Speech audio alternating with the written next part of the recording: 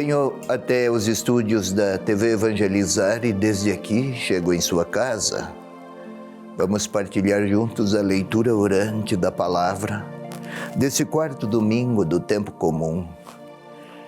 E o Evangelho é o de Marcos. Marcos capítulo 1, versículo 21 a 28.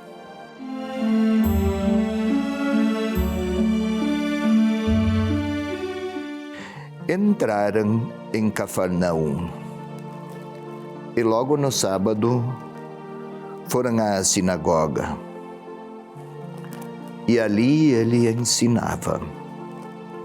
Estavam espantados com o seu ensinamento, pois ele os ensinava como quem tem autoridade e não como os escribas.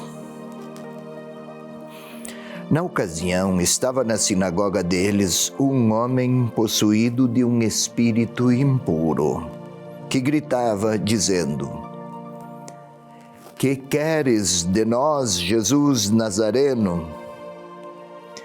Vieste para arruinar-nos? Sei quem és, o Santo de Deus." Jesus, porém, o conjurou severamente: "Cala-te e sai dele." Então o espírito impuro, sacudindo-o violentamente e soltando um grande grito, o deixou. Todos então se admiraram, perguntando uns aos outros: "O que é isto? Um novo ensinamento com autoridade? Até mesmo aos espíritos impuros dá ordens, e eles lhe obedecem." Imediatamente, a sua fama se espalhou por todo o lugar, em toda a redondeza da Galileia. Vamos à explicação. Entraram em Cafarnaum e logo no sábado foram à sinagoga. Mas entraram na cidade então de Cafarnaum, não era uma grande cidade. No tempo de Jesus, em torno de 1.500 habitantes, às margens do lago. Jesus chamara os primeiros discípulos, Pedro, André, Tiago, João. Eles deixaram as redes, a barca, o pai e seguiram-no e entraram em Cafarnaum. Logo no sábado foram à sinagoga. Sábado era o dia de preceito. Na sinagoga iam para ouvir a palavra. Era a palavra do Antigo Testamento. Estavam espantados com o seu ensinamento, pois ele os ensinava como quem tem autoridade, não como os escribas. O que significa isso? O que se ensinava nas sinagogas, na realidade, era repetir aquilo que desde havia séculos os rabinos tinham ensinado, sem muita originalidade e sem também... Não havia alegria na mensagem, porque o Deus que se apresentava era lembrado e apresentado mais como um juiz divino, que estaria a punir quem era infiel e a premiar quem tinha méritos. Aqui falam de um ensinamento novo. Estavam perplexos. Por quê? Porque além de ser diferente, apresentava um novo rosto de Deus. Fazia-o com autoridade, ou seja, não era lição tirada de algum rabino, mas era experiência vivida. Ele transmitia uma pessoa, não um conjunto de ideias. E na ocasião estava lá um homem possuído por um espírito impuro. Era este o modo de escrever para a época daqueles casos cuja explicação não lhes era possível. Desmaios,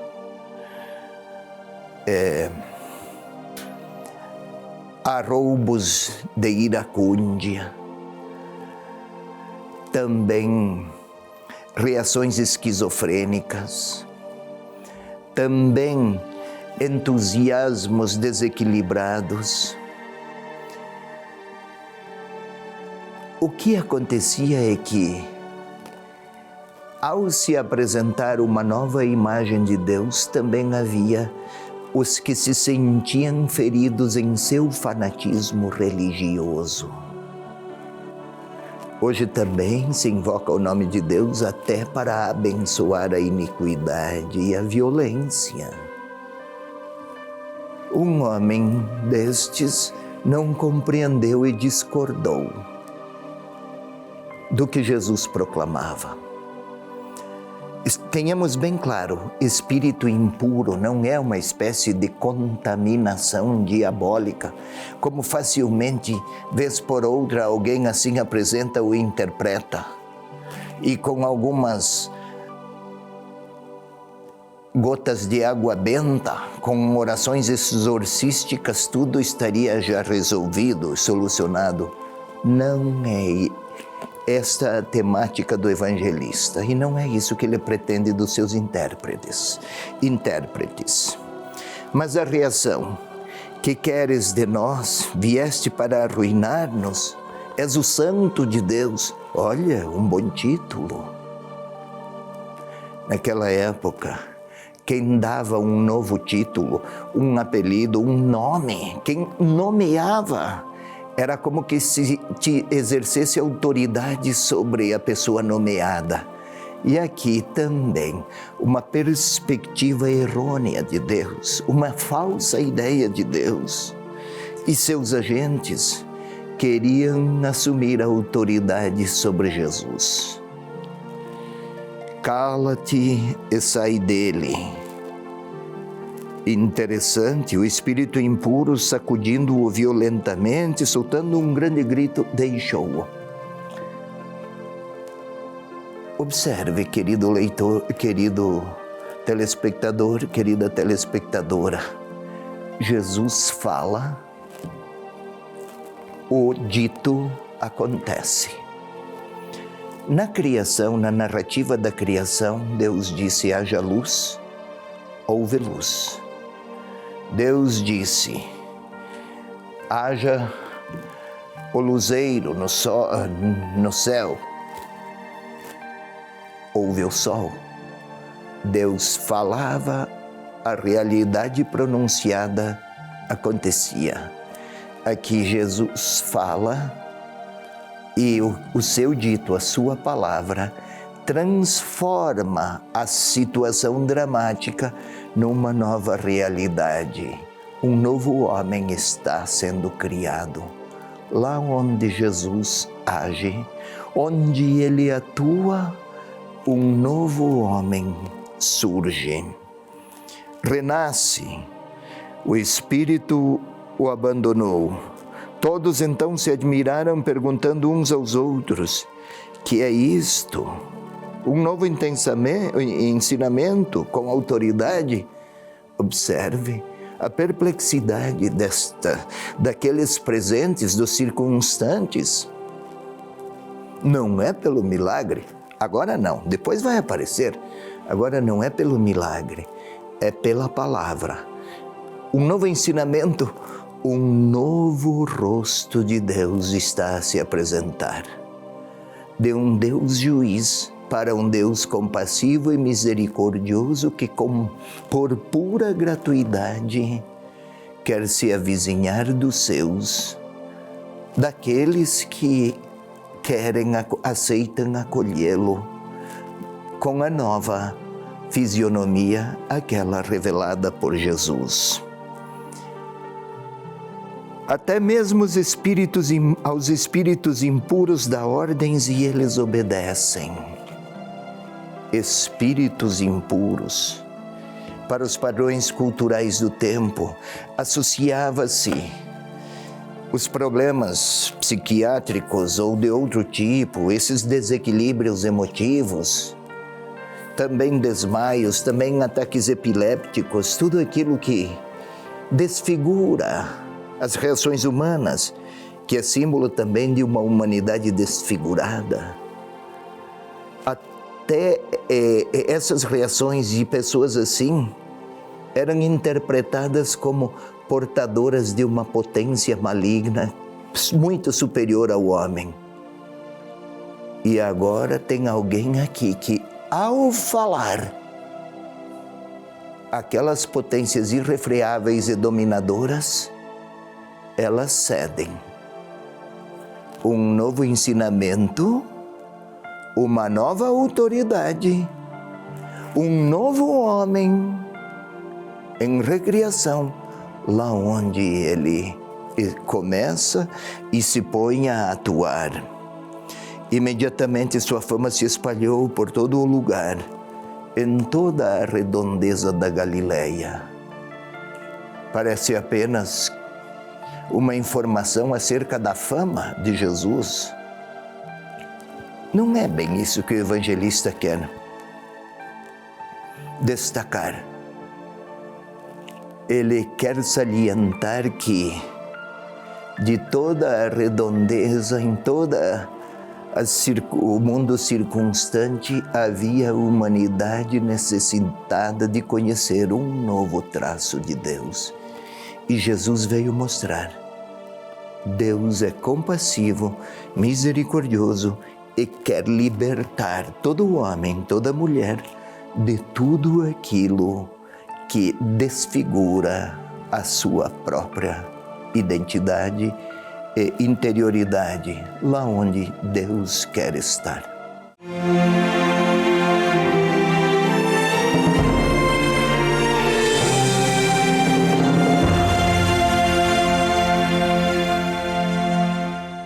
A TV Evangelizar também está no Instagram. Segue a gente por lá.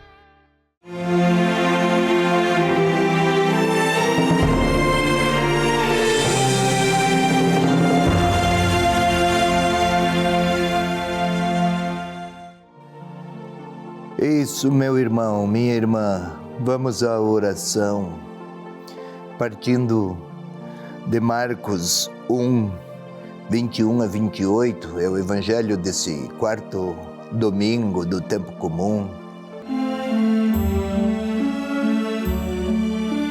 Como sempre,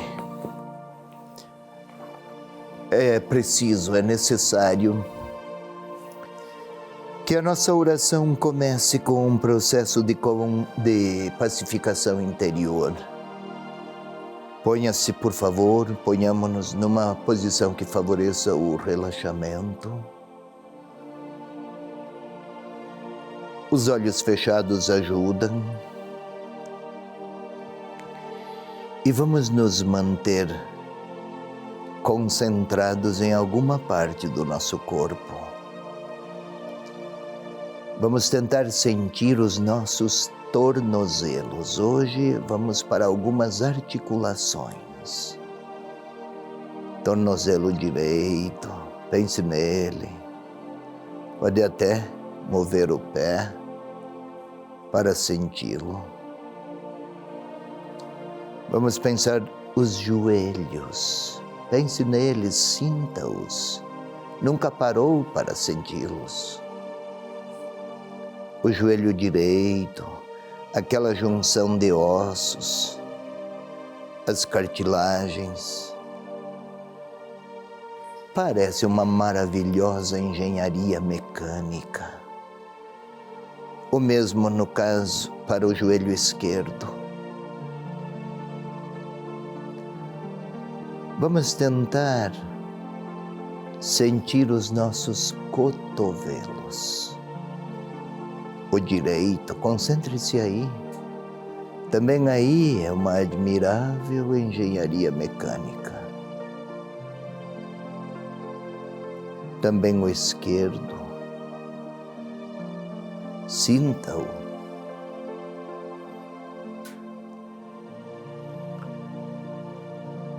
E agora vamos juntos concentrados, olhos fechados, pedir que o Espírito de Deus, que moveu Jesus a pregar, a tocar em leprosos, que moveu Jesus a falar em sinagogas. Vamos pedir que o Espírito Santo, que moveu o Senhor a olhar com compaixão para aquelas multidões perdidas, ou então o Espírito de Deus que moveu Jesus a não temer as ameaças dos sacerdotes, dos escribas. Vamos pedir que o Espírito de Deus que esteve lá venha participar agora aqui. Que a minha sensibilidade, percepção, que os sentimentos, que tudo seja pervadido, seja impregnado do Espírito de Deus. Vinde, Espírito Santo, enchei os corações dos vossos fiéis. Neles acendei a chama do vosso amor. Enviai, Senhor, o vosso Espírito, e tudo será criado, e renovareis a face da terra. Glória ao Pai, ao Filho e ao Espírito Santo, como era no princípio, agora e sempre. Amém. Vamos agora, meu irmão, minha irmã, recordar as cenas.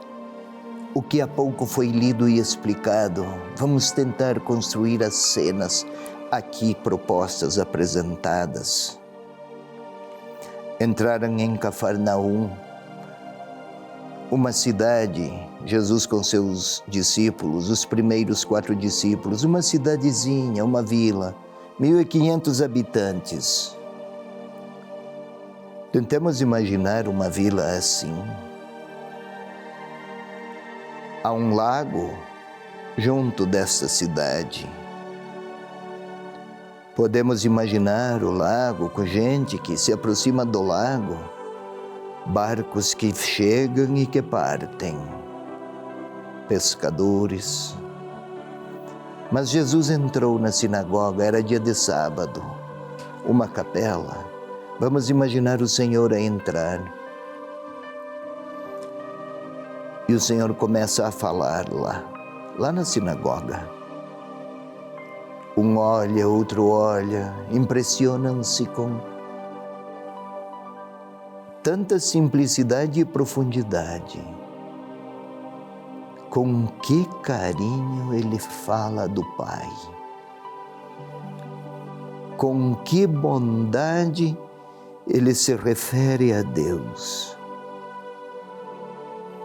Estão perplexos, um olha para o outro, mas há alguém desapontado, irritado, contrariado. O que conhecia de Deus até então era de um Deus juiz severo. Talvez se sinta inferiorizado, talvez doente, talvez revoltado. Talvez seja alguém que esteja a falar com muita raiva, ofendendo o Senhor e a dizer: vieste para nos arruinar, tudo estava tão bem aqui. Sua chegada vem desfazer o que sempre foi assim. O Senhor não se agita. Talvez aquele homem até desmaie. Talvez tenha tido um ataque epiléptico. Era assim que se interpretava na época. Era um espírito mau. Cala-te e sai dele. Podemos ver o Senhor Jesus que não se atemoriza. Os outros olham, inquietam-se. E o Senhor se aproxima, cala-te e sai dele. Começa a se acalmar. O Senhor continua a olhar para ele e ele para o seu Senhor. Os outros conversam, perplexos. Até os espíritos imundos a ele se submetem. Entreolham-se. Podemos agora dar um novo passo. Aquele homem sou eu.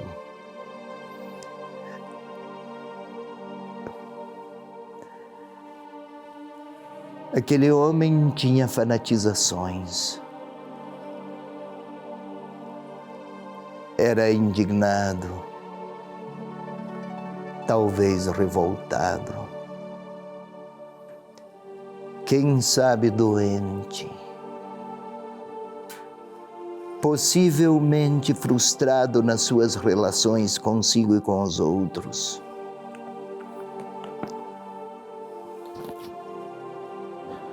Talvez eu queira enfrentar o próprio Senhor e mostrar minhas rebeldias e minhas revoltas com Deus.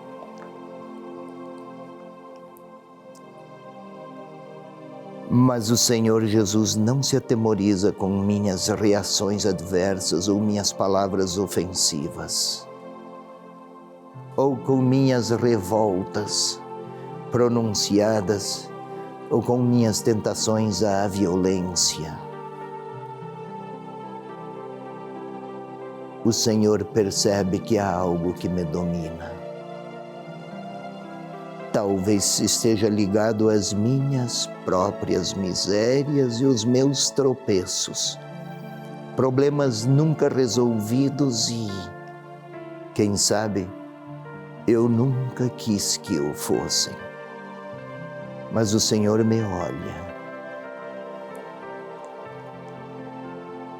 Ele respeita a minha dor.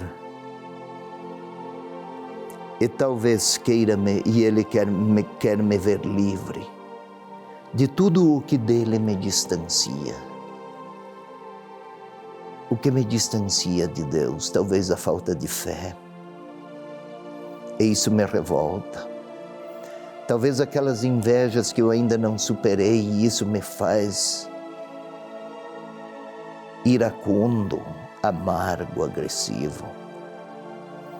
É possível que Ele perceba e reconheça em mim aqueles vícios que perturbam a minha consciência e que se tornam infidelidades. E eis-me marcado por minhas próprias contradições. Mas o Senhor olha para mim e quer dizer: a tudo isso que é miséria interior, sai dele. Ele quer estender a mão e quer que eu participe das alegrias dos libertos, para que eu possa, seguindo-o, ser sinal da minha liberdade alcançada ao seguir o Senhor. Que palavras Ele diria a mim agora? E que palavras posso eu dizer a Ele? É o momento da minha oração.